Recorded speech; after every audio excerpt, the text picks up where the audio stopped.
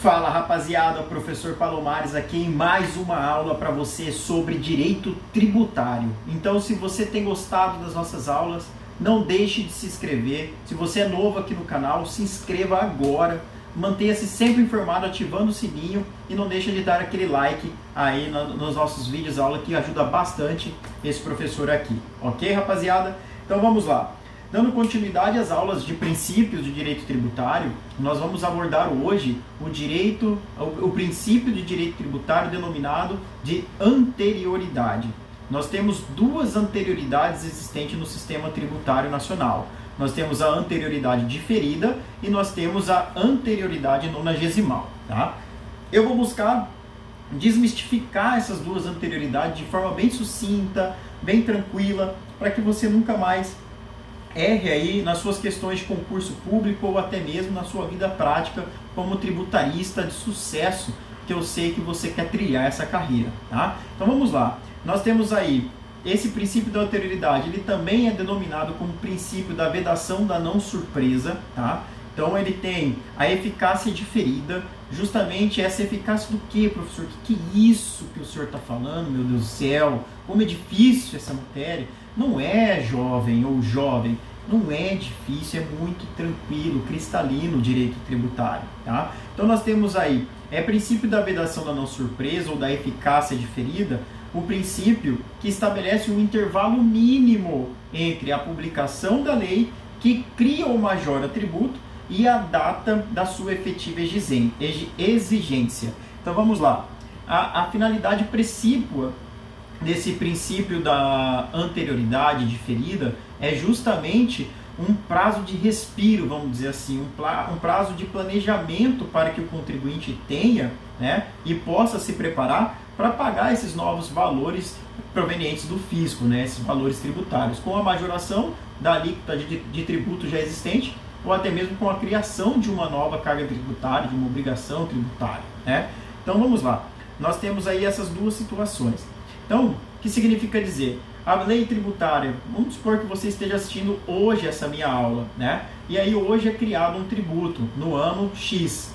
Esse tributo que foi criado neste ano, ele só vai produzir efeitos a partir do dia 1º de janeiro do ano seguinte, que significa ano fiscal seguinte. No Brasil, nós temos uma facilidade de que o ano fiscal, ele coincide com o ano civil, tá? Então, dia 1º de janeiro, significa dizer que houve a alteração do ano civil e também que houve a alteração do ano fiscal, ou seja, começa um novo ano civil e um novo ano fiscal. Tá? Então, se eu crio uma lei, hipoteticamente, em 5 de abril de 2018, eu publiquei essa lei passou a viger na data da sua publicação. Tá? O que acontece? É uma lei que criou um tributo novo. Em 2018, dia 5 de abril.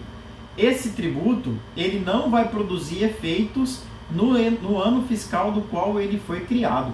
Ele só vai produzir efeitos no ano fiscal seguinte da data de sua publicação. Significa dizer que, dia 1º de janeiro de 2019, vai começar a ter efeito a legislação que criou, ou seja, vai produzir efeito tributário a legislação que foi realizada no dia 5 de abril de 2018, tá? Isso significa anterioridade diferida, significa dizer que ele vai produzir efeitos de uma única só vez, num momento específico à frente, tá? Então, obrigações diferidas ou contrato de trato diferido, nós aprendemos isso em matéria de direito civil, né? E aí a gente aprende que uma obrigação diferida é quando a pessoa contrata, por exemplo, um contrato que tem a obrigação de pagar, e ele vai pagar numa única prestação em um prazo futuro e certo. Então ele vai lá e paga de uma vez só. É diferente de pagar parcelado em várias parcelas, que aí pode ser considerado como trato sucessivo. Tá? Então eu tenho de execução diferida, uma única parcela em um único período. Por isso fala que o tributo ele só vai produzir efeitos no ano fiscal seguinte. Então a partir do dia 1º de janeiro do ano seguinte que foi criado o tributo ou que foi majorado o tributo, aquela lei passa a produzir os efeitos tributários, tá? Isso é anterioridade diferida. Onde eu acho essa previsão, né? Eu vou achar lá no artigo 150, inciso 3º B e C da Constituição Federal, tá? Uma dica bem importante também para que você não confunda algumas anterioridades que já foram objetos aí de licitude no passado no Brasil. Nós tínhamos a anualidade, né? Que é um princípio diferente da anterioridade. A anualidade, ela defendia a ideia de que o tributo ele só produziria efeito, a lei tributária de criação ou majoração de tributo, só produziria efeito um ano após a data de sua publicação. Então isso pode gerar confusão na sua cabeça se você pensar em anterioridade diferida como uma anterioridade anual. Tá? Isso pode te confundir no momento de fazer a prova ou na prática processualística. Então nós temos aqui uma anterioridade diferida, tá? Ou simplesmente anterioridade. Não juntem as nomenclaturas anterioridade anual, porque pode te levar a uma incongruência e você chegar a errar questões simples do dia a dia, do cotidiano, ou até mesmo uma explicação sobre o que é o princípio da anterioridade, tá? A anualidade, que a gente está falando aqui agora, ela não foi recepcionada pela Constituição de 88, justamente pelo fato de já termos os princípios da anterioridade. Então vamos lá. Onde eu acho essa anterioridade diferida? Artigo 150, inciso 3º, a linha B da Constituição Federal, tá? Então a anterioridade diferida, ela servia à época da Constituição, né? Antes de vir as emendas constitucionais, ela servia para a maioria dos tributos, ok? Em especial para impostos. Então nós tínhamos aí que do ano seguinte da publicação da lei ia ser realizada aí a produção dos efeitos tributários a partir do ano fiscal seguinte. Então, criei a lei hoje, ano fiscal seguinte. Majorei o tributo hoje, ano fiscal seguinte. Isso é o que defendia para a maioria dos tributos, segundo o artigo 150, inciso 3º, a linha B da Constituição Federal. Legal, então já entendi isso aí. Mas existe uma outra anterioridade, professor. Qual que é essa outra anterioridade? Ela vai estar prevista lá no artigo 195, parágrafo 6º da Constituição Federal. E é uma anterioridade que ela originariamente era proveniente das contribuições. Então, diferentemente da anterioridade diferida, que era para tributos e a maioria das espécies tributárias, para as contribuições nós tínhamos a anterioridade nonagesimal ou noventena. Tá? Essa anterioridade, ela defende a ideia de que se eu criar uma contribuição este ano, essa contribuição ela vai produzir efeitos no mesmo ano do qual ela foi criada, porém com uma carência de 90 dias para a produção de efeitos. Então, se eu crio ela hoje, ela só produzirá efeitos no mesmo ano fiscal após 90 dias da data de sua publicação.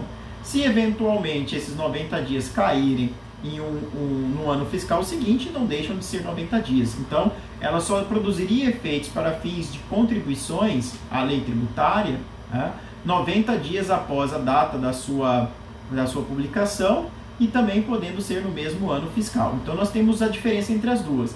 A anterioridade diferida, eu crio tributos, majoro tributos a partir da data da publicação dessa lei, mas essa lei só passa a produzir efeitos tributários no ano fiscal seguinte.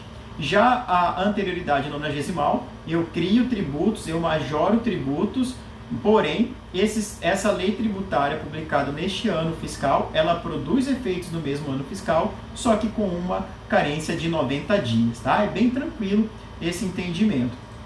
E aí, como é que vai funcionar a questão aí da anterioridade, né? Atualmente, segundo o entendimento do próprio STF, cumulado com a emenda 42 de 2003, o que vai vigorar é a regra da anterioridade mais benéfica para o contribuinte, tá? Então, para o contribuinte, a regra mais benéfica. Se eu tiver um tributo, eu falei que a nonagesimal era propriamente dito para a questão das contribuições, e para os demais tributos a regra era a anterioridade anual. Então imaginemos a situação de que o Congresso Nacional vai criar um imposto residual através de uma lei complementar, e ele vai criar esse imposto residual em novembro. Olha só que bacana, em novembro ele vai lá e cria um imposto residual, que é de competência exclusiva da União através, né, de legislação, tá? Legal, bacana e tal, criou um imposto residual. E aí, o que vai acontecer, professor? Vai começar a produzir efeitos no dia 1º de janeiro, porque se é um imposto, a anterioridade é diferida, sendo a anterioridade diferida, eu aplico a anterioridade, a regra de que só vai produzir efeitos no ano fiscal seguinte. O ano fiscal seguinte é daqui menos de 60 dias. Então, vai produzir efeitos em menos de 60 dias, vai estar quebrando aí, não vai ter a vedação a não surpresa. Então, sabiamente, houve uma emenda constitucional em 2003, e essa emenda constitucional foi acompanhada com a jurisprudência tributária de que, neste caso hipotético, vai se aplicar não a anterioridade diferida, mas a anterioridade nonagesimal, que vai conferir um prazo de respiro, vamos dizer assim, maior, né, ao contribuinte. Então, ele não vai ter que passar a recolher, ter obrigações tributárias no dia 1º de janeiro, no início do ano fiscal seguinte. Pelo contrário, ele vai utilizar a anterioridade mais benéfica a ele, que neste caso vai ser a anterioridade nonagesimal, tá legal? Além dessa situação, nós temos aqui que a anterioridade jamais vai impedir a entrada em vigor da lei na data da sua publicação, pode entrar normalmente, porque a gente pode ter caso de vacátio, né? Então, vai ter caso de vacátio, a partir do momento que acaba o vacátio, aí eu começo a trabalhar a questão das anterioridades, tá? Então, nós temos aqui uma outra situação bem interessante para a gente caminhar para a parte derradeira da nossa aula, que é a não aplicação das anterioridades no caso de revogação de isenções, né? É um tema bem controvertido, poderíamos fazer até um congresso de direito tributário só para trabalhar sobre isso, mas por que isso, professor? Porque a grande maioria da literatura tributária defende a ideia de que as isenções, sendo consideradas como um benefício fiscal, que libera temporariamente o contribuinte do pagamento do tributo, nós não vamos estar falando em majoração e nem criação do novo tributo com a revogação de uma isenção, tá? Então, como era um benefício fiscal temporário, não há que se falar em surpresa. Então, há um entendimento praticamente pacífico, né, aí nos tribunais quanto à inaplicabilidade do princípio da anterioridade, seja diferida ou da própria anterioridade nonagesimal para a revogação de isenções. E por fim, né, nós temos aí algumas nomenclaturas que vocês podem encontrar dessas anterioridades, desses princípios, como anterioridade anual ou simplesmente anterioridade diferida. Nós temos também anterioridade nonagesimal, noventena, anterioridade mitigada ou também anterioridade reduzida. Então, se você gostou dessa aula, não deixe de se inscrever no nosso canal, ajuda demais esse professor aqui. Dá um like no nosso vídeo e ative o sininho aí para você se manter sempre atualizado no que há de bom e de melhor em matéria do direito. Valeu!